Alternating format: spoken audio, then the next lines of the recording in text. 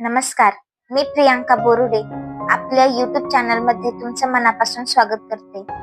आजपासून आपण जग बदलणारा बाप माणूस आदरणीय जगदीश ओहोळ सरांनी लिहिलेलं या पुस्तकाचे वाचन करणार आहोत. प्रकरण पहिले, आई विनाचं पोरकेपण ते कोट्यावधी लेकरांची आई. बालवयातच आईचं छत्र हरपल्याने भिवा आईच्या मायेला पारखा झाला होता. आईच्या मायेविना, मार्गदर्शनाविना उभा राहणारा भिवा डॉक्टर भीमराव आंबेडकर ते विश्वरत्न डॉक्टर बाबासाहेब आंबेडकर हा प्रवास पूर्ण करतात आणि संपूर्ण देशातील कोट्यावधी दीनदलित अस्पृश्यांचे आई आणि बाप होतात. ही साधी गोष्ट नाही. आई विनाचं पोरकेपण ते कोट्यावधी लेकरांची आई. या पृथ्वी तलावर जन्माला येणाऱ्या कोणत्याही सजीवाच्या आयुष्यात त्याच्या आईचे महत्व हे अनन्यसाधारण, अतुलनीय असते. त्यात मानवी जीवनात तर आईचे महत्व हे वर्णना पलीकडेच आहे.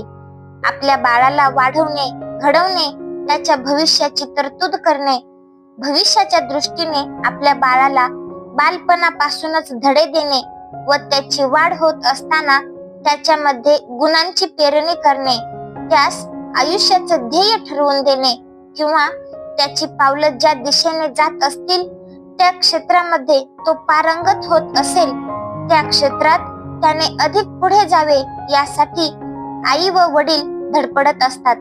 त्याची स्वप्न पूर्ण करण्यासाठी स्वतःला विसरून झिजत असतात. त्यामुळे माणसाच्या आयुष्यात आई वडिलांचे छत्र खूपच महत्वाचे आहे.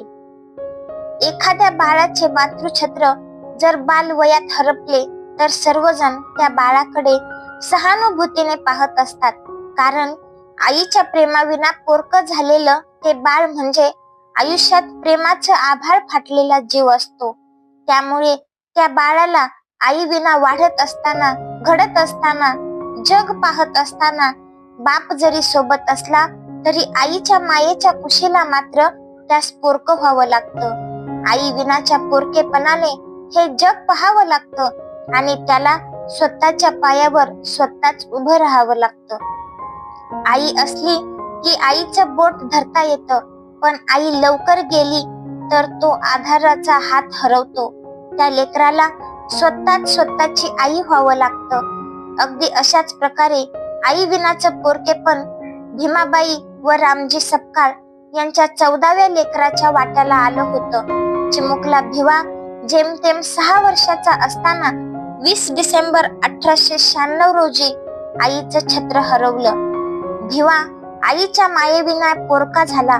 वडील रामजी हे पलटणीत सुभेदार पदावर असल्याने कामानिमित्त घराबाहेरच त्यांचा बराच वेळ जायचा.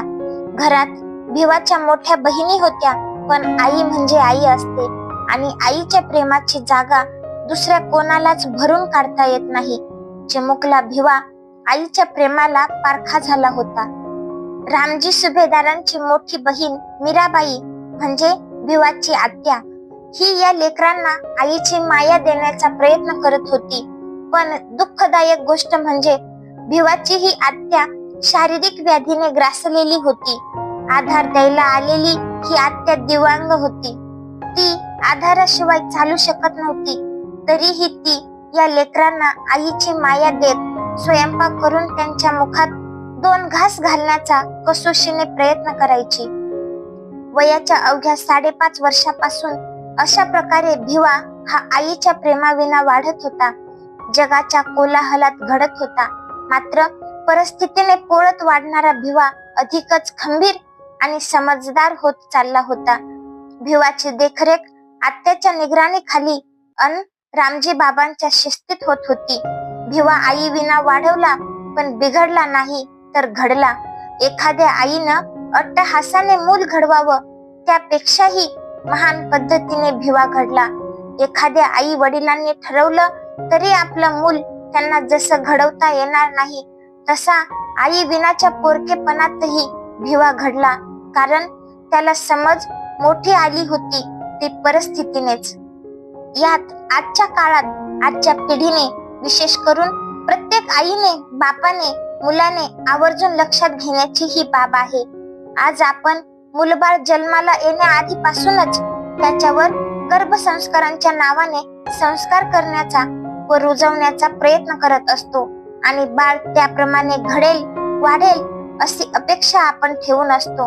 म्हणजे आज आई बाप आपले मूल जन्माला येण्याच्या आधीपासूनच त्याच्या भविष्याची, त्याच्या कर्तृत्वाची, त्याच्या करिअरची, त्याच्या समाजातील वाटचालीची काळजी करत असतात.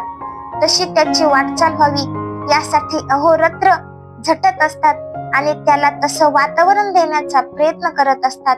पण ज्या भिवाची आई तो 5.5 वर्षाचा असतानाच गेली होती, तो भिवा मात्र आपल्या आयुष्याच्या वाटेवर अशा प्रकारे चालत राहिला की जगानं विचारावं, अरे या मुलाला कोणत्या मातेनं घडवलं? कोण आहे ती आदर्श माता? कोण आहे तो पिता ज्याने याला शिस्त लावली? कोण आहेत ते माता पिता ज्यांच्या पोटी हे कर्तृत्ववान बाळ जन्माला आले? मुलाला जन्म देताना, त्याला वाढवताना कोणत्याही आई वडिलांची अपेक्षा काय असते? तर आपल्या मुलाने त्याच्या आयुष्यात अति उच्च स्थानावर जावं, त्याने आपल्या नावाचा उद्धार करावा, तो त्याच्या आयुष्यात यशस्वी व्हावा, त्याचं नाव जगात सर्वत्र आदराने घेतलं जावं. या सर्व गोष्टी भिवाने पुढे आपल्या आयुष्यात साध्य केल्या. पण तो पुढे जात असताना त्याला सावरायला त्याच्या आईचा हात नव्हता आणि तो यशस्वी झाल्यानंतर घरी आला तर कौतुकाने, मायेने डोक्यावरून फिरत गालावर येणारा तो आईचा हात नव्हता. तरीही भिवा खचला नाही. आपल्यासाठी खस्ता खाणारा बाप भिवाच्या नजरेसमोर होता. घर छोटं होतं, त्या घरात भिवाला रात्री अभ्यास करता यावा म्हणून रात्र रात्र जागून बसून काढणारा त्यागी पिता भिवा विसरू शकत नव्हता. आजच्या पिढीने यातून हे लक्षात घ्यायचं की आई विना चिमुकल्या भिवाची सुरू झालेली ही वाटचाल जगाला डोळे विस्फारून बघायला लावणारी आहे. पण आज जगाच्या पाठीवरचा विचार केला आणि जागतिक निरीक्षणे नोंदवली तर लक्षात येईल की जगात डॉक्टर बाबासाहेब आंबेडकर हे असे महामानव आहेत की जगातील सर्वात मोठी लोकसंख्या, स्त्री पुरुष, मुले मुली, अबाल वृद्ध सारे मिळून त्यांनी आपली आई आणि बापही संबोधतात. हे काय आहे? असे का होते? कोणत्या उद्देशाने हे लोक त्यांना आपला आई आणि बाप म्हणतात? या गोष्टीचा जर विचार केला तर लक्षात येईल की आई विना वाढलेले डॉक्टर बाबासाहेब आंबेडकर हे आपल्या कर्तृत्वाने अखंड भारतातील आणि जगातील कोट्यावधी शोषितांचे मुक्तिदाते झाले. भारतातील सर्व स्त्रियांचे उद्धारकर्ते झाले.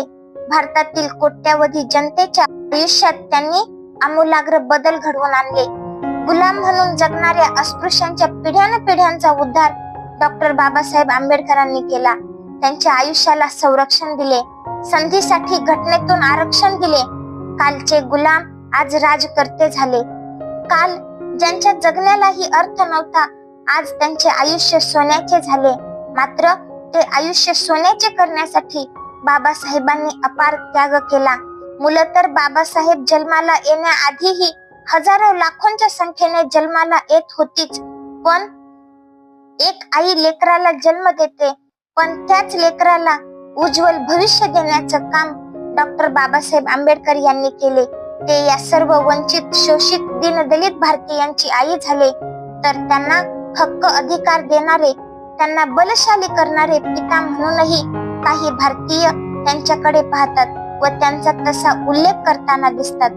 माझ्या मित्रांनो, आपण यातून आवर्जून ही गोष्ट लक्षात घेतली पाहिजे की आई विना वाढलेले बाबासाहेब कोट्यवधी भारतीयांचे आई झाले. हे सुख आणि हे भाग्य भारताच्या आणि जगाच्या इतिहासात स्वतःच्या कर्तृत्वाने मिळवलेले एकमेव व्यक्ती म्हणजे महामानव, बाप माणूस, विश्वरत्न डॉक्टर बाबासाहेब आंबेडकर हे आहेत. आजच्या युगात एखादं मूल जेव्हा आई वडिलांविना वाढत असतं तेव्हा जग त्यास पोरके किंवा अनाथ असे संबोधते.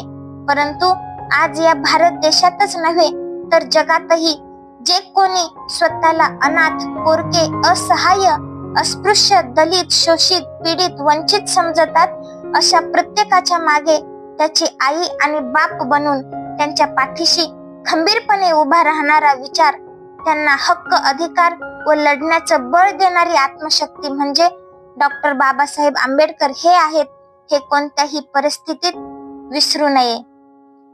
धन्यवाद.